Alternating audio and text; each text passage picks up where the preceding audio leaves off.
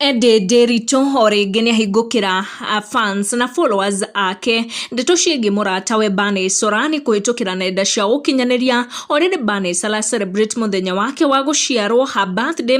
Tũtanaria ici makĩria, thengio mũno nĩ ũndũ wa gwĩtĩkĩra gũ turn on your notification bell na gũ-subscribe nĩguo ũgakinyagĩrwo nĩ video citũ.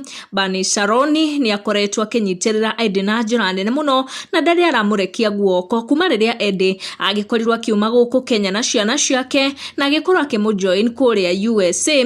Mũthenya ũmũthĩ Bernice agĩkũngũĩra birthday yake, Edday nĩamũririkania na njĩra ya mwanya mũno atĩ nĩ mũrata wa bata mũno na she has a very special place in her heart nĩ ũndũ wa mawega anakĩmwĩkĩra na kũhĩtũkĩra comments iria ciagĩkorwo cigĩikio nĩ celebs gũkũ social media makĩnyitanĩra na Edday gũkũngũĩra mũrata ũyũ wake, sister ũyũ wake.